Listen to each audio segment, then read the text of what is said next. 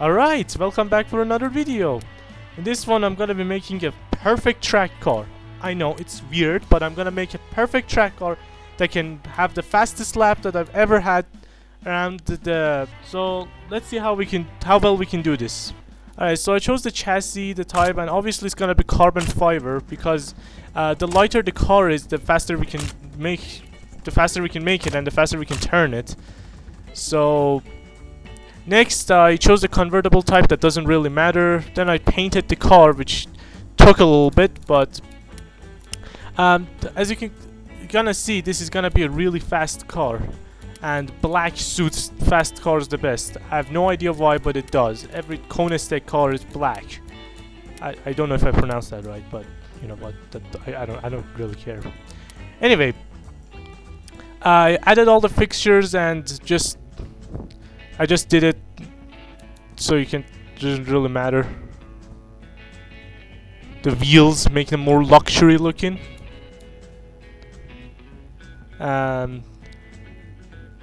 So the car doesn't look really that bad, but the look doesn't really matter. The performance is what matters. It's gonna be rear-wheel drive, and I'm gonna put a relatively big engine on it for a track car. But this car can basically just obliterate any other track car I've made before. So we're just gonna make everything out of the best quality materials we can. A little bit of engine balancing doesn't hurt either. And we don't really want to touch this stuff yet until we get to the actual engine, except increasing the revs, because the stroke distance is not that much, so you can increase the reps quite a bit. The RPM quite a bit. I changed the turbos. It's gonna be sequential turbos because this is the best for a track car, other than a supercharger, which the supercharger just is loud. That's why I didn't have a supercharger in here.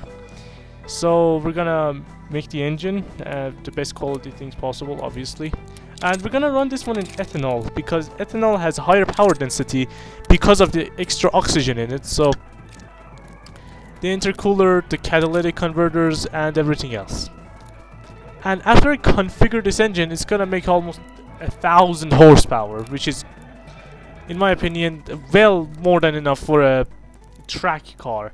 Because if it's any more than that, we cannot control the actual car because it goes too fast or accelerates too fast.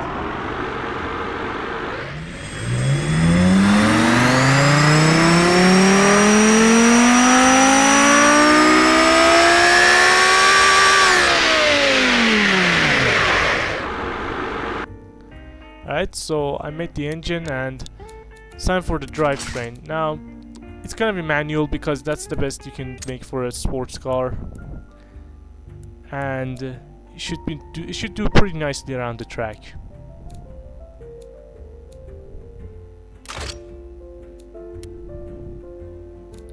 The tires, usually I do crossplay race with soft tires because that's best for track use. You could use any other type of tires, but this one is the least comfortable but the best one for track use. So we're just gonna go with them. Now the brakes. We're gonna make the brakes out of the biggest things we can. We can make the brakes the biggest we can. We want zero brake fade on this car. Brake fade would be devastating. Now the aerodynamics, you want to increase the front wing angle extremely, because it gives you a lot of downforce, and you need a lot of downforce so you don't go flying around in the track when you're turning.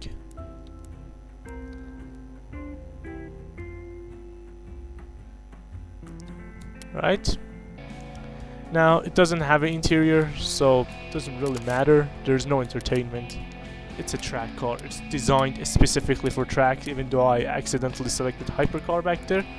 But it is a track car, and it's gonna do better than any other track car I've ever made. So let's go see this.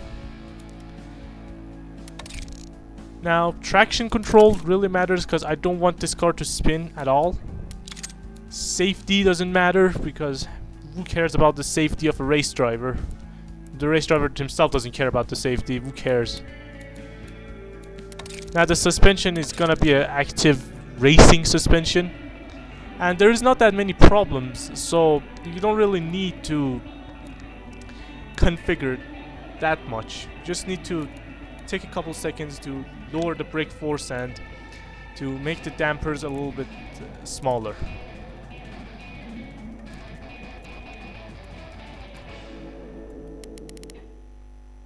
Alright, so we're gonna test it on Grid Map V2 to see how well it can do.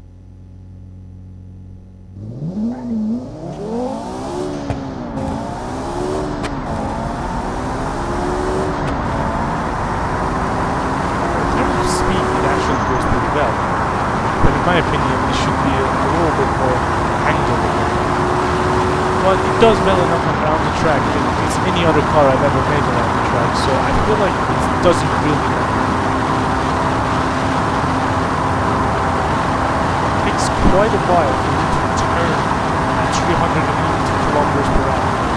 Well, I suspect any car would take quite a while to turn at 300 kilometers per hour, but I expected a little bit more than this.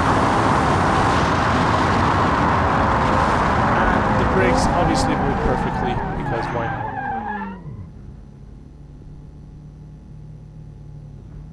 Alright, so we're gonna test it around the track. Let's see how well it does. Now this car is the best handling car I've ever made, even though the handling is not actually good in today's standards. But it can complete this track pretty easily. You just need to a little bit slow down a little bit so you don't go out of track bounds. And here you can obviously accelerate extremely quickly and de-accelerate extremely quickly. Come to a complete stop.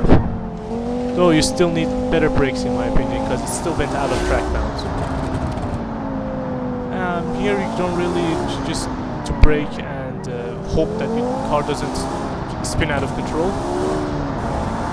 And here you don't need to use brakes at all. You can just go.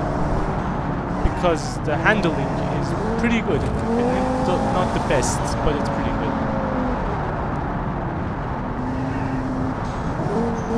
Alright, here we just continue work.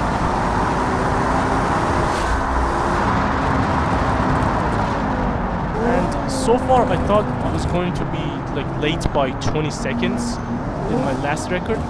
But as you will see, this will beat any other car I've made, even the Techira I've made. So it looks the same as the other one, which I don't know why this chassis specifically is really good for this. Where this body is exclusively made for track racing. But this one just does really well around the track, both aerodynamically and, well, in terms of performance. So anyway, next video I'm gonna make something a little bit more goofy. Peace.